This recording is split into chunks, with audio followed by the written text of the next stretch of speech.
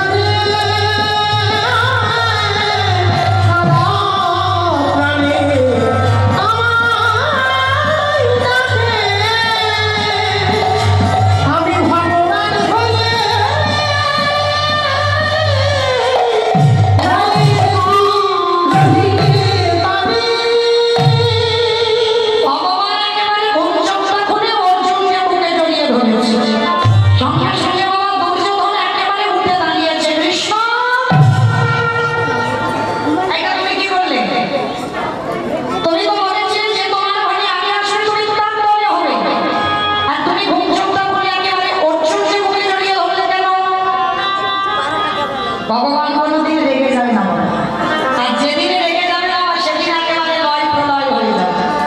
ভগবানের স্বভাব সবসময় শান্ত। মুচকি এসে বলছে, দুর্যোধন, আমি তো একবারও বলি নয় যে আমার ঘরে আগে আসলে আমি তার দলে হব। তোমার শুনতে বোধ হয় আমি বারবার বলেছিলাম, ঘুম ভেঙে থাকবো, ঘুম চোখ খুলে আমি যার মুখ প্রথম দেখবো আমি তার পক্ষ নিয়ে যুদ্ধ করব। তাহলে বলো দুর্যোধন, আমি কি ঘুম চোখটা খুলে আমার পিছনের দিকে আগে তাকাবো? কি মানি না? অনেকে আছেন হয়তো যেদিকে বিছানায় ঘুমাচ্ছেন পায়ের দিকে ভগবানের ছবি আছে। বাবা, পায়ের দিকে ছবি খবরদার খবরদার, ওদিকে পা খাওয়া যাবে, খবরদার নেবেন না। ভক্তি যাবে কৃষ্ণ তার সর্বশাস্ত্রে কয়, সর্বশাস্ত্রে কয় আজ ভক্তি না থাকিলে কৃষ্ণ দেখিও বাকিটা, কৃষ্ণ দেখিও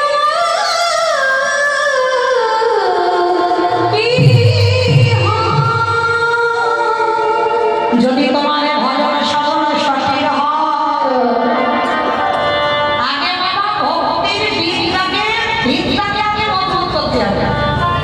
তবে কি যে কোনো ভক্ত বাবা ভগবানকে পায়ের দিকে রেখে দিলে কাজ হবে? আগে তোমার ভজন শক্তিটাকে অর্জন করতে হবে, তাহলেই বাবা তুমি পারবে। একেবারে তোমার পায়ের দিকে ছবিও যদি থাকে, ঘুম চোখটা খুলে অন্য কিছু দর্শন না করে আগে তোমার গোবিন্দ দর্শন হবে। তবে তার জন্য বাবা ভজনের শক্তিটা একটু শক্ত করতে হবে, তবেই তো তুমি পারবে। কারণ ভগবান বলেছে না, আমার হতে নাম করো, নাম হতে ভক্ত করো, আর ভক্তের হতে ভক্তের পদধূলা বলো। তাহলে কি বাবা সব ভক্তের পদধূলা বড়? এই যে আমাদের মতো কীর্তন না, এদের পদধূলা কি বড় হবে না? এদের পদধূলা কোনদিন ভগবান নয়। তেমন ভক্তিটা অর্জন করতে হবে, তারপরে তো পারবে। ভগবান বলছে, দুর্যোধন, আমি তো বলেছি ঘুম চোখ খুলে যার মুখ দেখবে না, তুমি আমার মাথার দিকে বসেছ, তা আমি কি চোখটা খুলে তোমায় দেখতে পারি? আমার পায়ের দিকে তাকিয়েছি, দেখলাম অর্জুন কাঁদছে, আমি অর্জুনের দল হব। এইবার কথাটা শুনি, দেবর্ষি নারদ এসে বলছে, হে ভগবান, তুমি বড্ড চালাক। বলে কেন চালাক? কেন? বলে চালাক নয়, সত্যি করে বলো তুমি কি ঘুমিয়েছিলে? কেউ ভগবান যজ্ঞে কোথায় করে? প্রকৃত ভক্তের কাছে। ভক্তই পারে ভগবানকে মারতে, আর ভক্তই পারে ভগবানকে যজ্ঞে ফেলে দিতে। সত্যি করে বলো, তুমি কি সত্যি ঘুমাচ্ছিলে? তা তুমি যদি মনে করতে সে শাসনটা তো পায়ের দিকে রাখতে পারতে, আর তুমি শাসনটা তো মাথার দিকে রাখতে পারতে, তাহলে তুমি চালাকি বলোনি? ভগবান মুচকি এসে বলছে, নারদ তুমি ঠিক ধরেছ, আমি তো ঘুমাইনি। কারণ না, ভগবান যদি ঘুমাবে সেদিকে জগতের জীব সবাই ঘুমিয়ে পড়বে। ভগবান কখন নিদ্রায় যায়, চোখ দুটো বন্ধ থাকে, কানটা খোলা থাকে, মনটা কীর্তন গাইছে শুনতে হবে না? হ্যাঁ, কান খোলা আছে কিন্তু চোখ বন্ধ, মানে চলো না। মাঝে মাঝে আমাদের ছেলেপুলেরাও করে, দেখবে মা আঁচলে ঘেরে গিয়ে ঘুমাচ্ছে, মা ঘুমিয়ে পড়েছে, সে দেখা চুপ করে চোখ বুঝে আছে, মানে মা কখন ঘুমাবে ও সেই সুযোগে পালা। এটাকে বলা হয় জেগে ঘুম, মানে কপট নিদ্রা। তা ভগবান আমার কপট নিদ্রায় যায়। আজকে নারদকে বলছে, নারদ তুমি ঠিক ধরেছ, আমি তো ঘুমাইনি। তাহলে প্রভু তুমি চালাকি করেছ? বলে না। নারদ আমি আর যাই করি, আমি ভক্তের সঙ্গে কোনোদিন চালাকি করি না। বলে চালাকি যদি না করলে তাহলে কেন এই জিনিসটা করলে? তুমি তো দুর্যোধনের হতে পারতে। বলে হতে পারতাম, কিন্তু নারদ তুমি জানো না ওদের 100 জনের অহংকার আছে, আর এদের 5 ভাইয়ের যে অহংকার নয়। নারদ বলছে, প্রভু তুমি তো বড় মিথ্যাবাদী, আমি বুঝবো কি করে? ওদের 100 জনের অহংকার আছে, আর এদের 5 জনের অহংকার নয়, আমি বুঝবো কি করে? তা ভগবান বলছে, নারদ তুমি বুঝবে, ঠিক আছে, তুমি নিজে প্রমাণ নেবে। আমার মনে করো তোমার বিশ্বাস করতে হবে না, তুমি প্রমাণ নেবে। কি করে? ভগবান কি করেছে? ও একটা সত্য শুনে জেনেছে। আমার এটা শুনছে না তো বড় বড় হবে কেন? আমার ওই নাটক ওই ছোট্ট একটা শুনে জেনেছে। কৃষ্ণ নাটকের সামনে সুস্টাকে ধরেছে, বিশাল বড় একটা হাতি এনেছে, হাতিটাকে ওই ছিপে এপার থেকে ওপার করে দিল।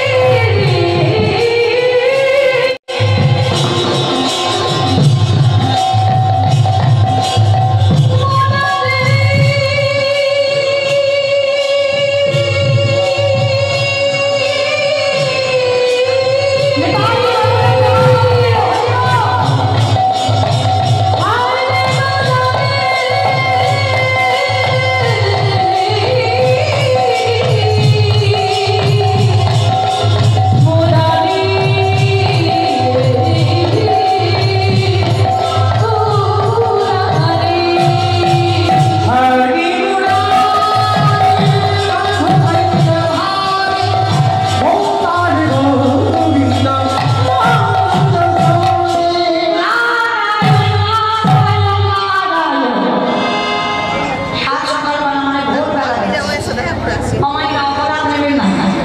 একটা কথা বলি, যারা একটু ধনী হয় তারা দেখবেন বাবা ঘুমটা ভোরবেলা তাদের ভাঙতে চায় না, তাদের ঘুমটা মোটামুটি 7:30 8টা বাজে।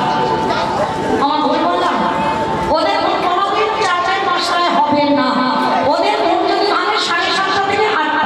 কারণ বাবা অভাব নাই, চাকরি পেনশনের টাকা থেকে বাজারে যাবে আর রান্না করবে খাবে, এদের কোনো চিন্তা নাই। তাহলে আজকে দুর্যোধন অহংকারী সকাল সকাল বাবা ঘুম ভাঙে না, একেবারে খুব বেলা করে ঘুম ভাঙে। আর নারদ সাত সকালবেলা দরজায় গিয়ে ডাকছে, দুর্যোধন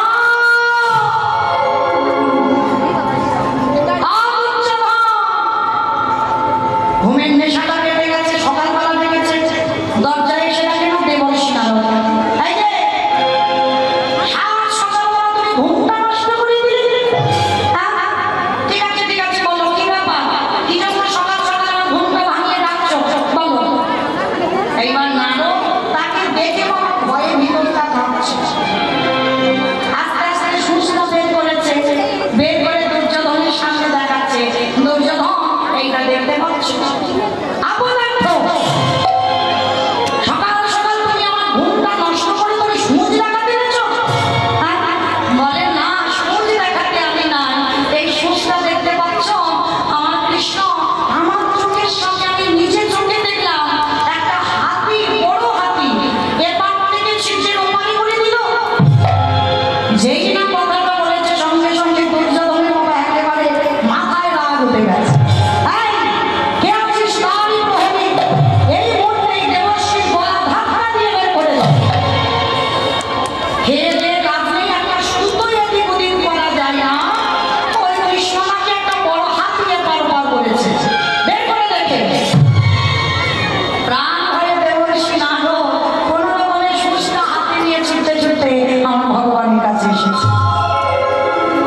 মাথাটা নিচে পড়ে আছে, কি ব্যাপার দেবর্ষি, বদন বলেন কেন? বলে প্রভু বললাম কিন্তু বিশ্বাস করলো না। বলে ঠিক আছে, দুঃখ পাচ্ছ কেন? যাও এবার পাণ্ডবদের ঘরে একবার যাও, গিয়ে দেখো ওরা কি বলে, আমি তোদের শিখিয়ে দিই না, একবার গিয়ে দেখো ওরা কি করে। ঠিক আছে বাবা, তুমি যখন বলছো যাই, তো ওরা আমায় মেরে দেবে না? রে বাবা, ওরা মারবে না, তুই যাও।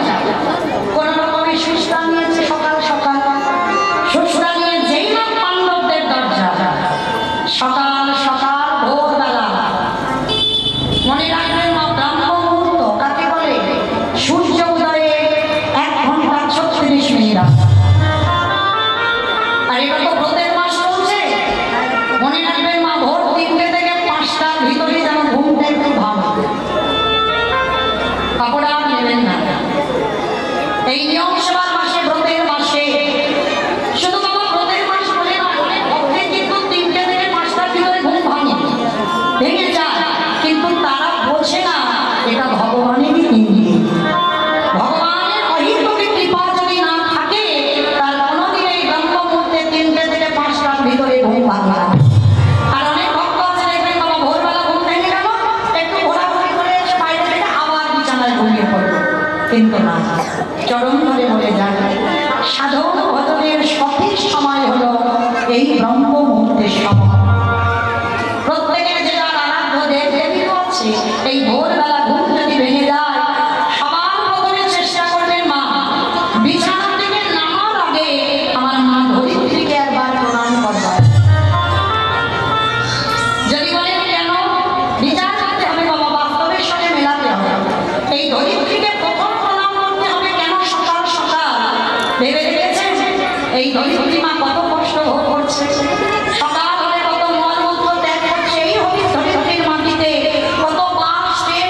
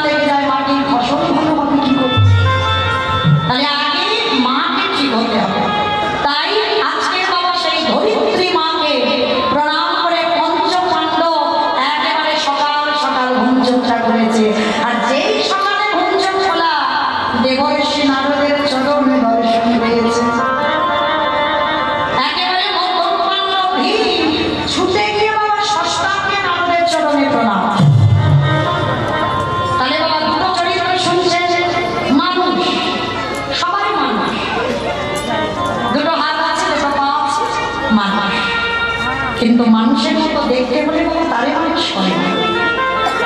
মানুষ তাকে বলে না বাবা যার মনুষ্যত্ব জ্ঞান আছে।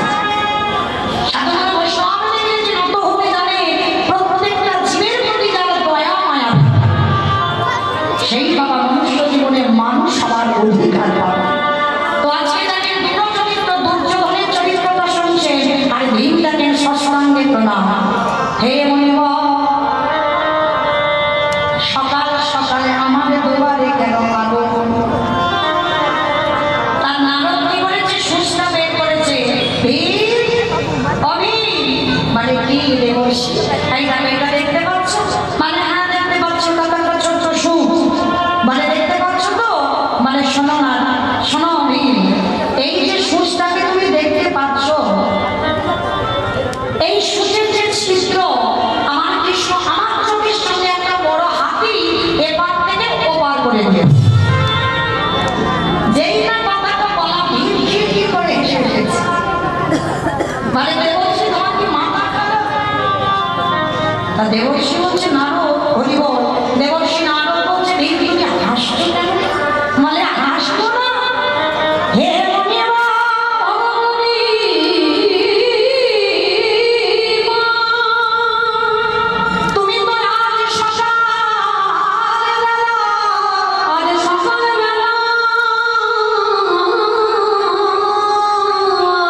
তুমি আমার কাছে দাঁড়িয়ে হাসির কথা বললে। এটা হাসি লাগলো? কৃষ্ণ এই ছিদ্র দিয়ে হাতি এদিক ওদিক করেছে, না হাসি? বলে হ্যাঁ। হে মনিবা ভগবতী মা, তুমি বোধহয় জানো না আমার কৃষ্ণ দয়াল যদি একবার মনে করে শুধু একটা হাতিয়ে পরে ওপারে উঠবে না, আমার কৃষ্ণ দয়াল যদি মনে করে এই ব্রহ্মাণ্ডটাকে এবার ওপারে করে আমার কৃষ্ণ আমার কৃষ্ণ যদি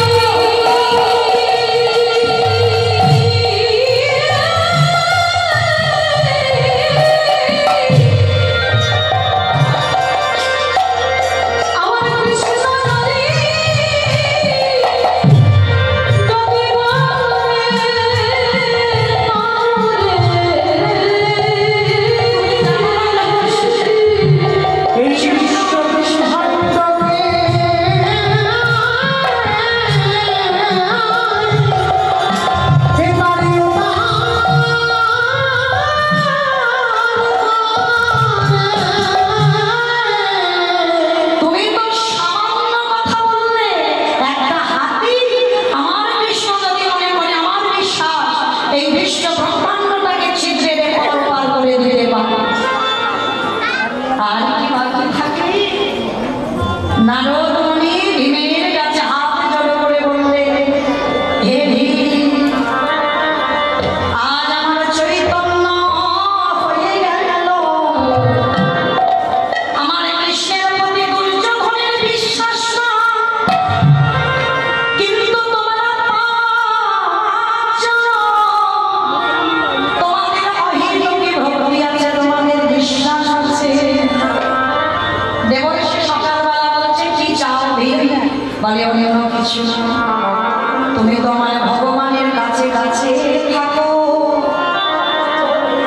তুমি আমার সখা কৃষ্ণকে একটা কথা বলে দিল, আমাদের যে কুলে জন্ম হবে না কেন, আমরা যেখানে জন্ম নিই না কেন, যে কুলে যাই না কেন, যেন কৃষ্ণ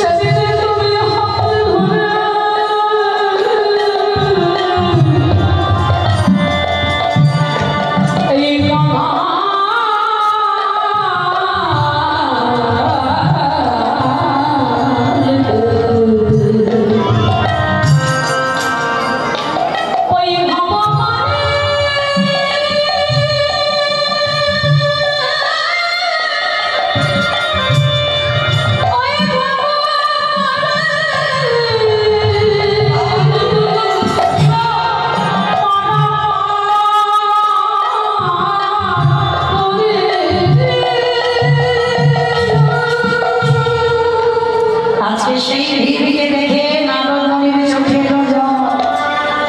ভগবানের কাছে গিয়ে জানাচ্ছে দয়াময়, আর আমাকে বোঝাতে হবে না, আর কোনোদিন আমি তোমায় বলবো না তুমি মিথ্যাবাদী। আমি কোনোদিন তোমাকে সন্দেহ করবো না, কারণ আমি বুঝতে পেরে গেছি নিজের প্রমাণ নিয়ে ওরা 100 জন ওদের অহংকারে পরিপূর্ণ দিল। আর ভগবান যেখানে অহংকারের বাসা আছে সেখানে তো অবস্থান করি না। যার হৃদয়ে প্রেম ভক্তি পরিপূর্ণ ভগবান সেইখানে অবস্থান করেন। তাই আমার চৈতন্য মহাপ্রভু বাবা কোনো ছোট বড় বিচার নয়, একেবারে সবাইকে বল দিয়েছে, পশু পাখিকে পর্যন্ত বল দিয়েছে। আর হরিনাম বিতরণ করছেন যে বলছি কেন, দেহ বনে পুরবিতে রাবণ অভিলা, দেহ বনে পুরবিতে রাবণ অভিলা। আসলে সবাইরা কীর্তন শুনতে গেলে আমার প্রভুর জন্য একটু কর্ম করতে হয় তো, জানেন তো? 1 বছর আগে রিহার্সাল দিয়ে গেছে, মনে আছে? প্র্যাকটিস করেছে 1 বছরের ভিতরে। তাহলে বলো তো রিহার্সালটা কি একবার করে দেখাও তো দেখি।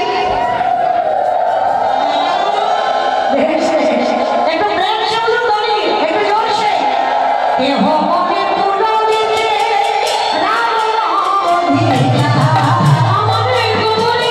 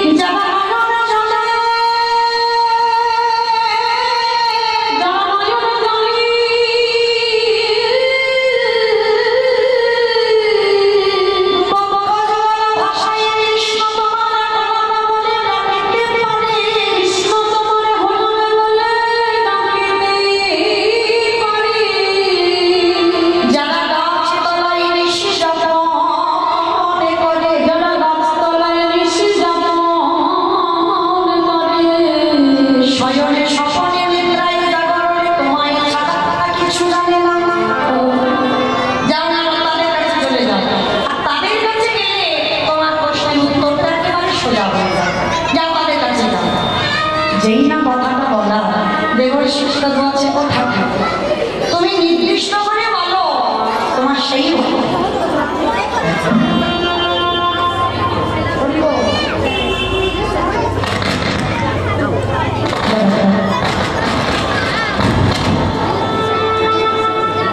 হরে কৃষ্ণ বলে দাও প্রভু সেই ভক্তকে পাবো কোথায় কথাটা শুনে বলছে না গো এই ব্যক্তি যখন খুঁজে পাবে না চল আমারও অনেক দিনের ইচ্ছা রাত 4 জনে যাবো এক ভক্তের বাড়িতে মায়েরা নামগুলো মনে রাখবেন 4 জন যাচ্ছে ভক্তের বাড়িতে ভক্তটি বাড়ি কোথায় আর কারা কারা যাচ্ছে ব্রহ্মা বিষ্ণু মহেন্দ্র আর দেবর্ষি নারদ 4 জনে যাচ্ছে কোথায় মধুরা জেলার অন্তর্গতে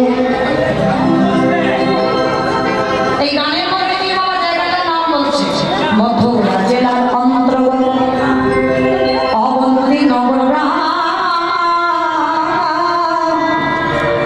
সেটাই শান্তি বনের বাড়ি করিব বিশ্বাস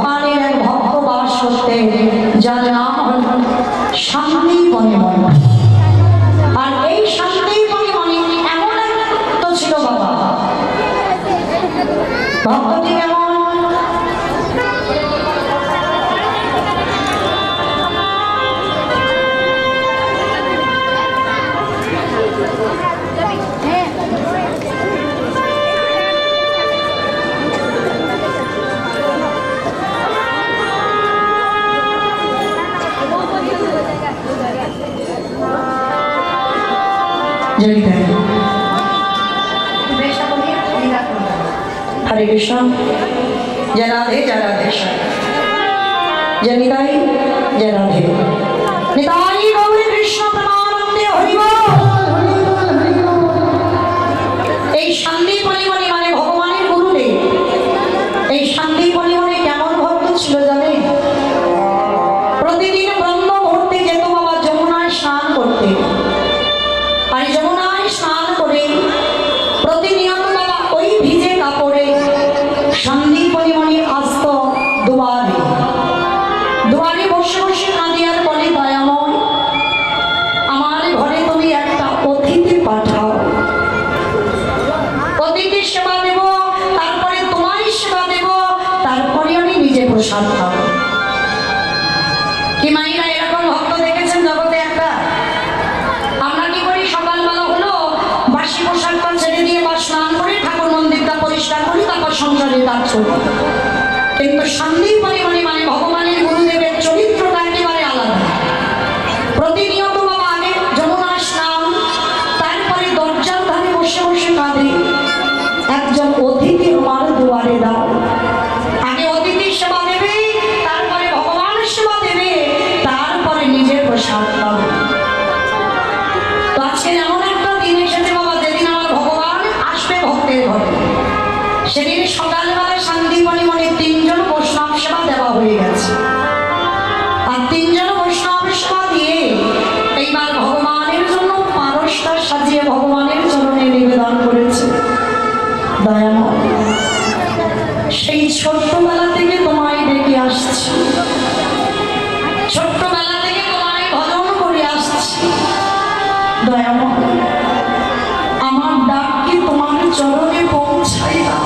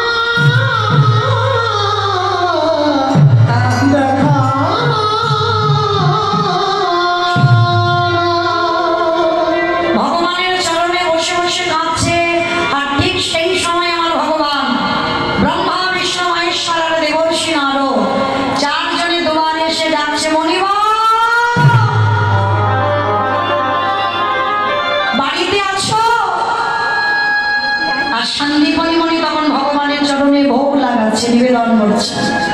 দুয়ারে যেই না অতিথি এসে ডাকছে তাড়াতাড়ি করে ওই পারসটা ফেলে রেখেছে, এখনো নিবেদন হলো না। আচ্ছা বলেন তো মা, আগে অতিথি সেবা না আগে ভগবান সেবা? অতিথি সেবা জানি সবাই, মানি বচন জানি সবাই, এখানে আগে অতিথি পরে ভগবান, জানি সবাই, মানি বচন চরণ ধরে বলে যায় না। দুয়ারে যদি কোনোদিন অতিথি আসে, চেষ্টা করবেন বাবা আগে অন্তত তাকে বসবার জায়গা দিয়ে এক গ্লাস জল অন্তত তাকে দান করবেন। একটা অতিথি, একটা সাধু গুরু বৈষ্ণব যদি দুয়ার থেকে অভুক্ত হয়ে চলে যায়, তার নাকি কোটি কোটি জন্মের ভজনের ফল নাকি সব নষ্ট হয়ে যায়। কিন্তু অনেক মায়েরা আছে বাবা, হয়তো দুপুরবেলা কোনো ভিক্ষুক এসে ভিক্ষা চাইছে, আমাদের মতো মেয়েরা আমরা বলে যে আমার এখন হাত জোড়া, তুমি অন্য বাড়ি গাড়ি দেখো, অনেকে বলে। কিন্তু না, ভগবান বলছে আমার থেকে আগে আমার ভক্তকে সেবা করো। আমার ভক্তকে যে জন্য সেবা করতে পারি, আমি সারা জীবন তার দরজায় আমি বাধা হয়ে থাকি। তার শান্তি মনি মনি তাড়াতাড়ি করে বাবা ভগবান দেখেছে না, এই যে মানুষের ডাক আর ভগবানের ডাকে তফাৎ হবে না। ভগবান যদি দেখবে কাউকে ডেকেছে, এই যে হৃদয় জোড়ানো ডাক, হৃদয়টা দূরে ওঠে। যেই না ভগবানের ডাকটা শুনেছে, পারসটা ফেলে রেখে শান্তি মনে মনে দরজায় গেছে, আর গিয়ে দেখে না বাবা চারজন বৈষ্ণব দাঁড়িয়ে আছে। ধরে ধরতে পারলো না, চিনতে পারলো না, অত সোজা